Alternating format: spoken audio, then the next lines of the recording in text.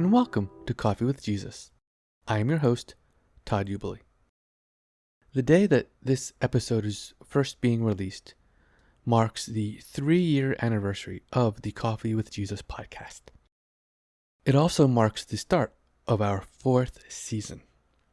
We would not have gotten this far without a lot of help from a lot of people. And before I begin this episode, I would like to express my thanks to a couple of people. First, I would like to say a very sincere and humble thank you to Ms. Yilda Rivera. Ms. Rivera writes our episode descriptions. She has also contributed to a few episodes, some of our better ones. I would also like to thank Ms. Sarah Vandriel and Ms. Sarah Tyler. They have both hosted their own episodes of Coffee with Jesus, as well as collaborated with me on some other episodes. And again, these are some of the better episodes of the podcast. I would like to express my thanks to both Rick Schutte and Don Dawson. They did 2 episodes towards the end of season 3, and they really helped me out. And I'll explain the situation a little more later on. That's actually going to be the topic of this particular episode. But I wanted to thank them for their help and for stepping in and stepping up and producing those episodes when I was not able to. And also, Ms. Elizabeth Bristol and Ms. Christine Hobbs. They also did 2 episodes at the very end of season 3 of Coffee with Jesus. And again, this was a time where I really just could not do this. So I really appreciate that they stepped up and stepped in and hosted some episodes for us while I was unable to produce them. There are a lot of people who have helped. We've had numerous guests who have given their time to help you all as well, and a lot of people who have helped behind the scenes. And I apologize. I know I can't possibly name every single person, so I hope I'm not offending anybody. And if I left you out, I do apologize. But before I started this episode, I wanted to at least express my thanks to some individuals who have provided a tremendous amount of help to the podcast and to me as well. I know it might seem a little odd to start a season with a part 3. When I started the 2nd season of Coffee with Jesus, I was starting it at a time when I was actually at rock bottom myself. There were a lot of things happening in the world at the time, the biggest of which at the time was our bungled withdrawal from Afghanistan. And as a veteran of Afghanistan, this affected me deeply. And so I started Season 2 with an episode called How to Recover from Rock Bottom. And as world events continued to unfold, I realized I was kind of still there at rock bottom. And so I did a part 2. So the first 2 episodes of Season 2 were How to Recover from Rock Bottom, Parts 1 and Part 2. Well, a few months ago, I was in another situation where once again, I found myself at a rock bottom. And I don't know, this might seem a little self-serving, but those 2 episodes, parts 1 and 2, I kind of listened to them myself, and it was a good reminder for me as to how to get out of that funk and how to really just trust God and rely on Him to help you through those periods. So I decided I would talk about that in this episode. And so that's why this is called How to Recover from Rock Bottom, Part 3. I will include a link to Parts 1 and 2 in the show notes and the episode descriptions so that you all can watch or listen to Parts 1 and 2. There is a single video that you can watch on YouTube or Rumble, or you could listen to each individual episode on our website. Back in March of 2023, I was, I guess you could say, contacted. An attempt was made to recruit me for a job that seemed pretty interesting. But the job was in Nevada, and it was a really, really interesting job. And I did some phone interviews. They brought me on site for a personal interview, gave me a tour of the facilities. It was actually pretty decent. It looked like it was going to be a real interesting job. And I was basically told when I was there for the interview that I was going to get an offer. So we made plans for moving out there. And I tried to time the move out there with the end of the lease that we were currently under. I was able to extend my lease for a month, which gave time for the paperwork on their end, for the offer to come through. Well, I did get an offer for that job, and I just couldn't justify uprooting my family, moving them across the country to make a significantly less amount of money. And I understand it's not all about the money, but trust me, folks, this was a tremendous pay cut, like tremendous pay cut. So I tried to extend our lease again, and so that way we would have time to look for a new place. Well, the landlord had said no. They had decided they were not going to allow us to extend for another month. So I had 2.5 to 3 weeks to find a new place and get moved in. I'm not going to lie, this was pretty stressful, especially once they had said no, you can't extend. Because I was facing a very short and very real deadline of being homeless. I had worked some contingency plans. I was trying to line up a storage unit, trying to line up a hotel room, so at least we would have someplace to sleep and somewhere to put our stuff. But we were still going to be homeless. That was a very daunting reality that we were facing. Now, folks, while all this was going on, my mother had been scheduled for a triple, turned out to be a double bypass. My father was scheduled for a pacemaker replacement, in addition to his ongoing cancer treatment and his physical impairment and his cognitive decline were kind of accelerating.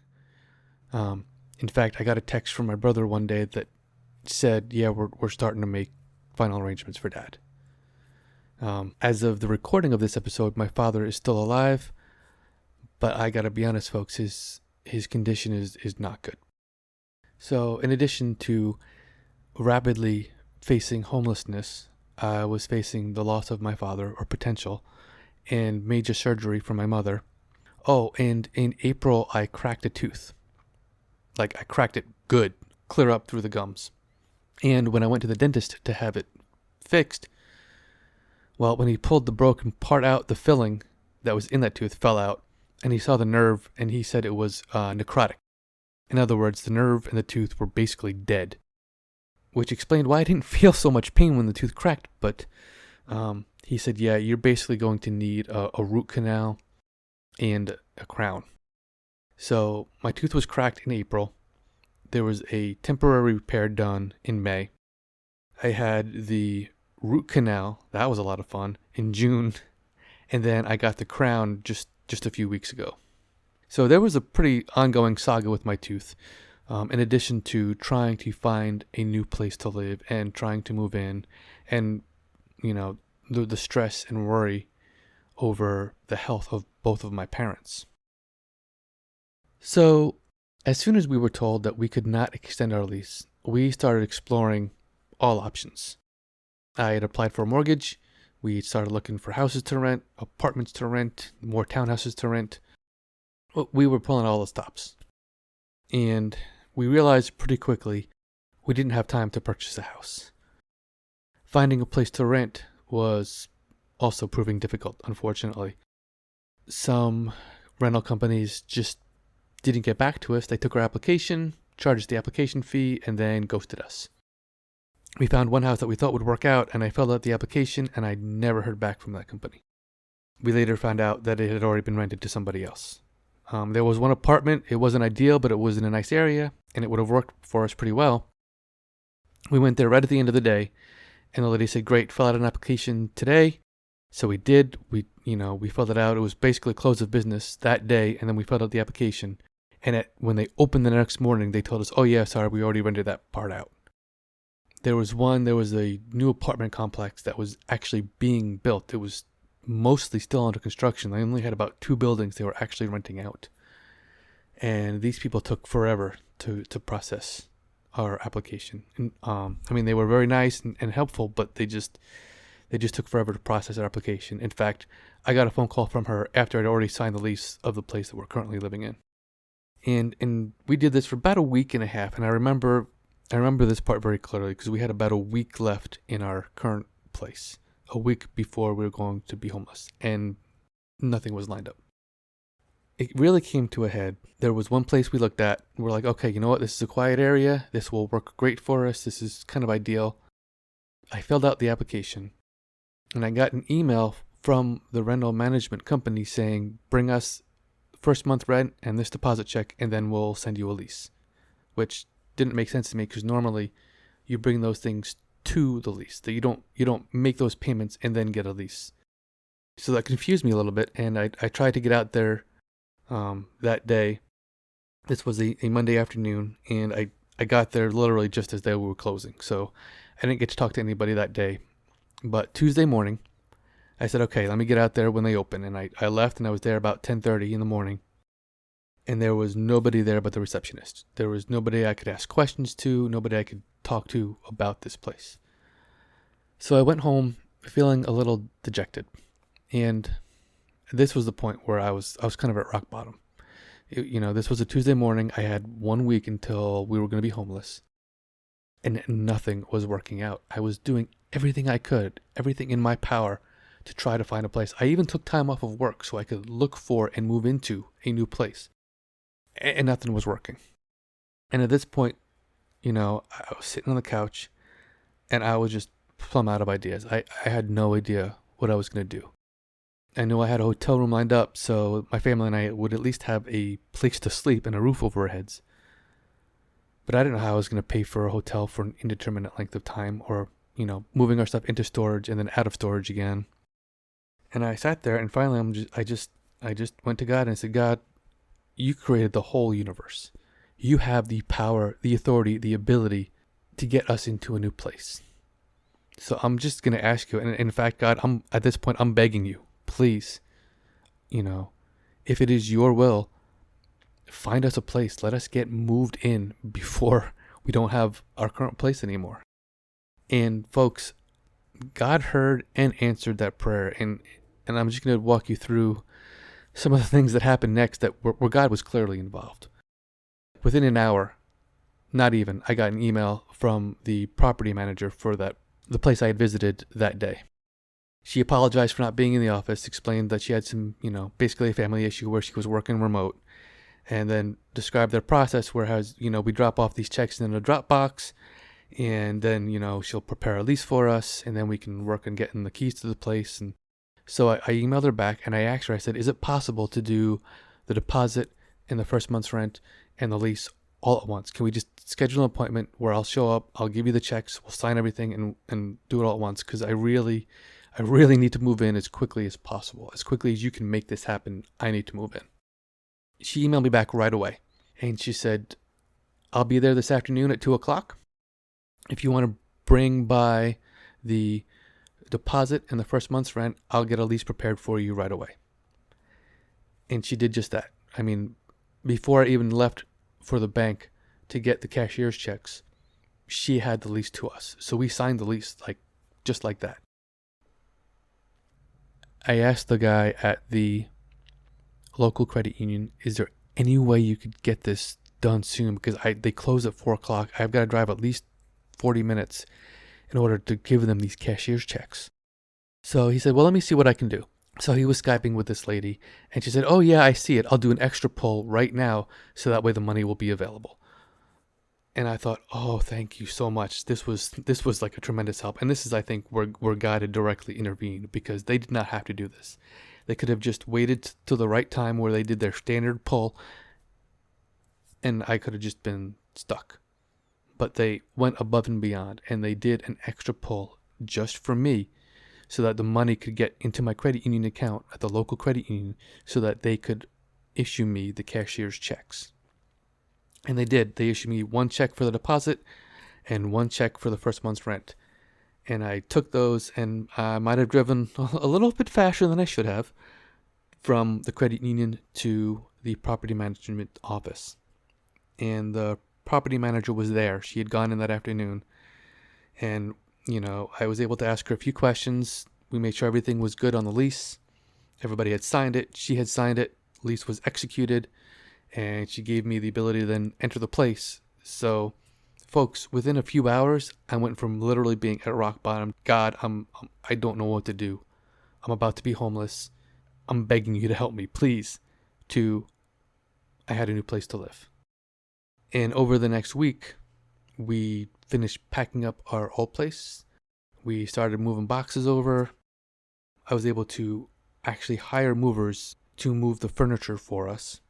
In a matter of a few hours, folks, everything came together. We had a place to live. We had movers lined up. I was able to get a U-Haul truck at the last minute so we could load up some of our boxes on our own and just kind of moving them over ourselves. My wife went and she cleaned after we had moved everything over. She cleaned up the old place. I made one last check, kind of took some videos, did a video walkthrough, made sure we had all of our stuff out. I checked every nook and cranny. My wife had checked every nook and cranny. We had all of our stuff out. We had the place cleaned up. We took some video of the place, and I turned in the keys to the landlord, and we were done.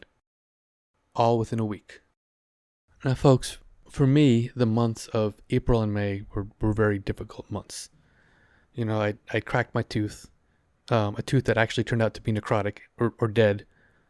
So I needed a root canal and a crown, and I needed the tooth fixed. My mother was having a double bypass. Plus, she had her ongoing diabetes issues. My father was having his cancer treatment, and he needed a pacemaker replacement. And there were so many other just little things going on, and emotionally, I was just, I don't know, I just didn't even know. I just didn't know. And, I was sitting there, and I just, at rock bottom, just crying out to God, help. Please help.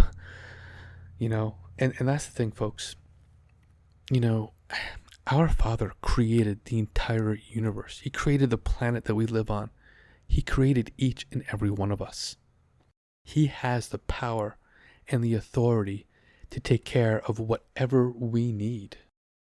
As I'm recording this, I know there are so many of you out there who are going through really tough situations, and in most cases, situations that are worse than what I've gone through. And folks, I can tell you, I can promise you, based on my own personal experience, that God is with you. God not only has the power to get you through whatever situation you are finding yourself in, whatever storm you are facing. He not only has the power to help you, he has the desire to help you. God wants to help you. He wants to give you that strength, and in some cases, to be your strength.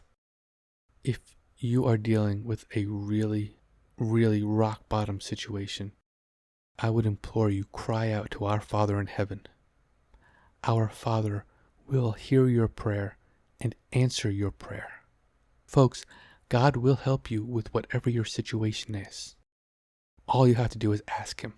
Ask God and know that he will help you, that he will take care of you, and he will get you through whatever storm you are facing. He's done it for me so many times where I have to remind myself, okay, God's helped me through similar situations. God's helped me through worse situations. I will ask him for help, and I know that he will help me. So folks, if you find yourself at rock bottom right now, cry out to God. And that prayer could simply be, God, help. God knows your situation. And when you ask him for help, oh man, will he deliver.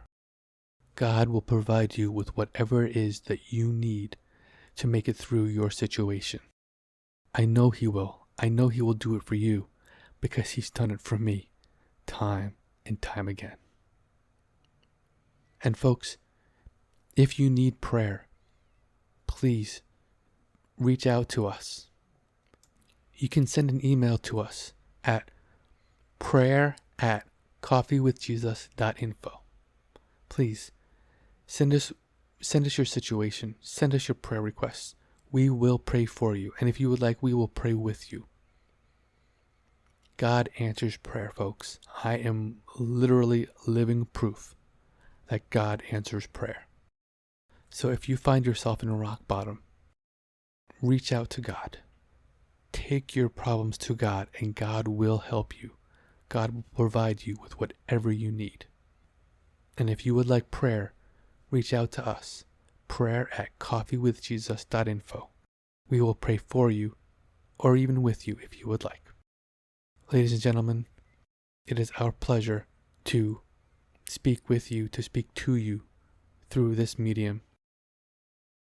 As always, Thank you for listening. Thank you for watching. And God bless.